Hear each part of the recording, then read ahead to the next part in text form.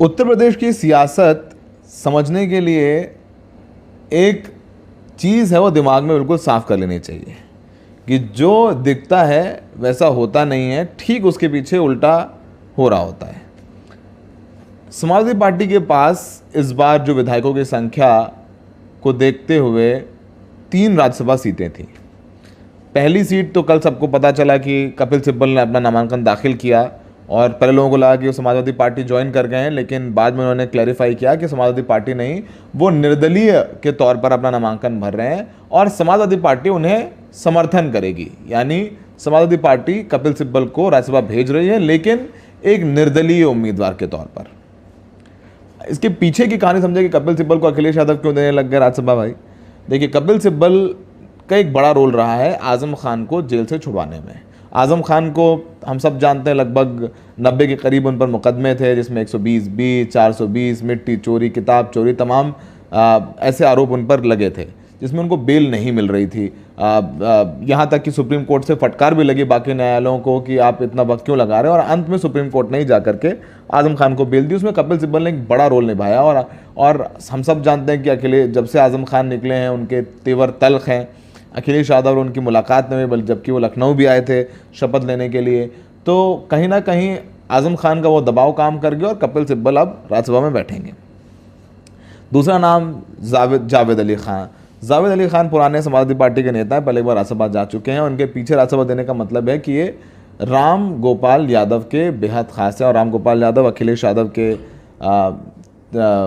चाचा हैं रिश्ते में, और राम गोपाल का उतना बड़ा योगदान है कि आज अगर अखिलेश यादव समाजवादी पार्टी के राष्ट्रीय अध्यक्ष हैं तो उसमें राम गोपाल का बहुत योगदान है, क्योंकि जब 2017 में लड़ाई हुई परिवार में तो शिवपाल के खिलाफ राम गोपाल ही गए, बगावत किया और सारे विधायकों को साथ में लेकर के अखिलेश यादव को राष्ट्रीय अध्यक्ष बनाया। तो अखिलेश यादव राम गोपाल यादव को मना नहीं कर पाए और चाचा की चली तो जावेद अली खान साहब पहुँच गए राज्यसभा। तीसरे नाम पर कल सस्पेंस बना हुआ था कि डिम्पल यादव जा रही हैं, जी डिम्पल यादव जा रही हैं, डिम्पल यादव जा रही हैं, और लगभग तय भी हो गया था, क्योंकि अखिलेश यादव ने 2 महीने पहले वादा किया था जयंत चौधरी को कि वो राज्यसभा देंगे। लेकिन डिम्पल यादव का नाम कैसे आ गया? डिम्पल यादव का नाम ऐसे आ गया क्योंकि जयंत चौधरी चाह रहे थे कि वो राज्यसभा जाएं राष्ट्रीय लोकदल के सिंबल पर, ना कि समाजवादी पार्टी के सिंबल पर।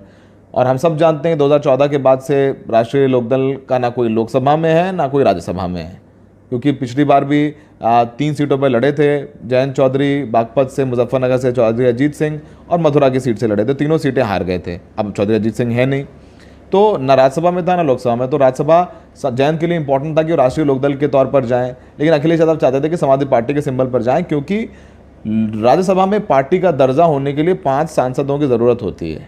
कपिल सिब्बल पहले निर्दलीय हो गए, तो कहीं ना कहीं समाजवादी पार्टी वो अपना स्टेटस लूज कर देती है राज्यसभा में। तो कल जब ये खबर आई कि डिम्पल यादव जाएंगी राज्यसभा, तो चर्चाओं का बाजार गर्म हो गया। हमारी भी जयंत चौधरी से बात हुई। जयंत चौधरी ने कहा, देखिए मैं कुछ कहूँगा नहीं, लेकिन अखिलेश यादव ने हमसे वादा ज़रूर किया था कि मैं आपको राज्यसभा भेजूंगा, लेकिन मैं राज्यसभा जाऊँगा तो समाजवादी पार्टी के कैंडिडेट के तौर पर नहीं, बल्कि राष्ट्रीय लोकदल के कैंडिडेट के तौर पर। ये बात पहले हो गई थी। तो कल तो बहुत तमाम चैनलों में आपने देखा होगा, नाम भी आ गया कि डिम्पल यादव राज्यसभा जाएंगी और अखिलेश यादव ने फैसला किया है, उनका एक चेहरा होना चाहिए, तमाम ये बातें चलती रही। लेकिन जब लगा अखिलेश यादव को कि नहीं, जयंत चौधरी का खेमा नाराज़ हो रहा है, जयंत चौधरी की तरफ से नाराज़गी जाहिर की जा रही है, तो अखिलेश यादव ने अपनी स्ट्रैटेजी चेंज की। इसके पीछे 2 कारण हैं। पहला कारण है 2024 का लोकसभा चुनाव। अभी बहुत ज़्यादा ऐसा तो नहीं लग रहा कि समाजवादी पार्टी बहुत अच्छा करने वाली है, लेकिन अगर उम्मीद है तो गठबंधन में पश्चिमी उत्तर प्रदेश में हो सकती है। मुजफ्फरनगर, बागपत, सहारनपुर, मेरठ, मथुरा, ये तमाम वो ज़िले हैं जहाँ जाट हैं, और जो इस बार थोड़ा सा कहीं ना कहीं शिफ्ट हुए समाजवादी पार्टी में। जहाँ मुजफ्फरनगर में समाजवादी पार्टी ने सीटें नहीं जीती थी, इस बार सपा लोकदल के गठबंधन ने सीटें जीती हैं। मुजफ्फरनगर में जीती, मेरठ में जीती, शामली सारी सीटें जीती। वहीं वो उधर मथुरा में और बुलंदशहर में उतना अच्छा नहीं कर पाए, आगरा में भी हारे, लेकिन उनको फ़ायदा हुआ। तो अखिलेश यादव नहीं चाहते थे कि उनका एक सहयोगी जयंत चौधरी चला जाए उनको छोड़ करके, क्योंकि पहले ही चाचा तल्ख हैं। तो अब अखिलेश यादव ने फिर ये तय किया कि थोड़ा झुकेंगे वो, और वो झुके भी, और राष्ट्रीय लोकदल के उम्मीदवार के तौर पर जयंत चौधरी को राज्यसभा भेजा जा रहा है।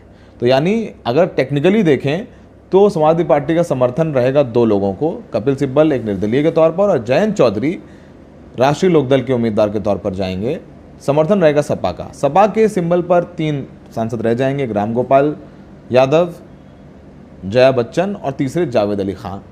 अब तमाम जो लीडर्स हैं समाजवादी पार्टी के अंदर, वो नाराज़ है कि जावेद अली खान को क्यों भेज रहे हैं। आप बहुत सारे लोग भी होंगे जो यूपी की सियासत समझते जानते होंगे, सोचते हैं जावेद अली खान कौन है, इसको क्यों भेज रहे हैं, क्यों नहीं सलीम शेरवानी को भेज देते, क्यों नहीं इमरान मसूद को भेज देते, या दूसरे बड़े लीडर्स हैं समाजवादी पार्टी में मुस्लिम अगर चेहरा भेजना है तो और ऐसे मुस्लिम लीडर को भेजिए जिसका इम्पैक्ट हो।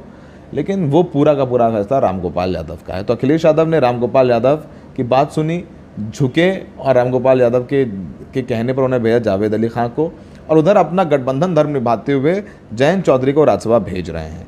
जयंत चौधरी को लेकर के तमाम ये सवाल उठाए जाते रहे कि अब अखिलेश यादव ने गलती कर दी है। जयंत चौधरी चूँकि राष्ट्रीय लोकदल के सिंबल पर जा रहे हैं तो कभी भी बीजेपी का थाम सकते हैं हाथ, जबकि जयंत चौधरी की जो राजनीतिक पीछे रहा है, चाहे वो चौधरी अजीत सिंह रहे हो, तो ये कहा जाता है कि ये मौसम वैज्ञानिक हैं, सपा की सरकार होती तो सपा में चले जाते हैं, भाजपा की हुई तो भाजपा चले गए, कांग्रेस की हुई तो कांग्रेस चले गए, जिसकी सरकार है वो वहाँ चले जाते हैं। अब जयंत चौधरी ने वो नहीं किया।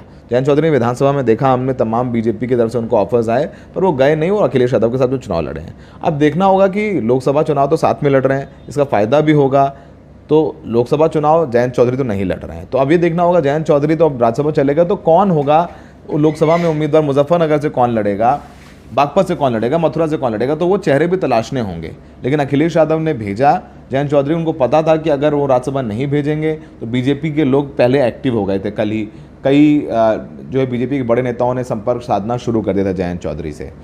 तो अखिलेश यादव ये भाप गए हैं। अखिलेश यादव ने ज़रूर इस फैसले से अपना जो पार्टी का दर्जा था राज्यसभा में वो खो दिया। अब समाजवादी पार्टी के आप देखा होगा रामगोपाल यादव आगे बैठते हैं, उनको पीछे बैठना पड़ेगा, लेकिन वो राज्यसभा के अध्यक्ष जो उपराष्ट्रपति होते हैं उनके विवेक पर है। लेकिन उन्होंने इस थोड़ा झुक करके जो कपिल सिब्बल को दिया राज्यसभा वो मनाया आज़म खान को, जयंत चौधरी को दिया, डिम्पल यादव का टिकट काटा, वो दिया, उन्होंने अपना गठबंधन धर्म निभाया ताकि जयंत चौधरी बने रहें। और वहीं जावेद अली खान पे उन्होंने चाचा की सुनी। एमएलसी की भी अभी 3 से 4 सीटें आएंगी, उसमें भी जो हमें पता है स्वामी प्रसाद मौर्य को एमएलसी की सीट दी जाएगी।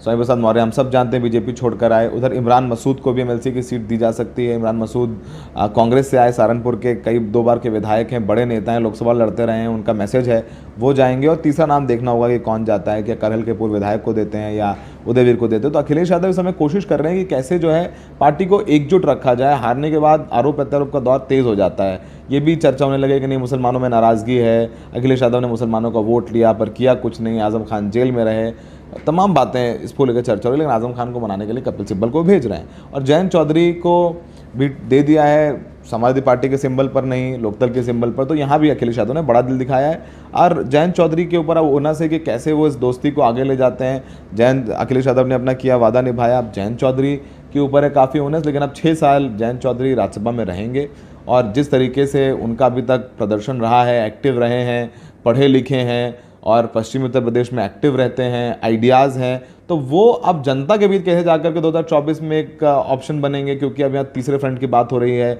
कपिल सिब्बल ने भी कहा कि सब लाइक माइंडेड लोगों को साथ लाना है, तो उत्तर प्रदेश में उसका चेहरा क्या होगा, ऐसा लगता नहीं कि बीजेपी को कोई कड़ी टक्कर मिलने वाली है। तो तमाम जो सवाल हैं वो भविष्य के गर्त में, लेकिन हमने आपको बताया कि 3 राज्यसभा जो सीटें गई हैं उसके पीछे की पूरी कहानी क्या है और जयंत चौधरी का नाम कैसे आ गया, डिम्पल यादव का टिकट कैसे कटा। तो यहाँ समझने वाली बात होगी कि अखिलेश यादव ने परिवार के ऊपर अपने गठबंधन को चुना और जयंत चौधरी को राज्यसभा की टिकट दी। लखनऊ में सहयोगी राजेश गुप्ता के साथ सौरभ शुक्ला, एनडीटीवी इंडिया।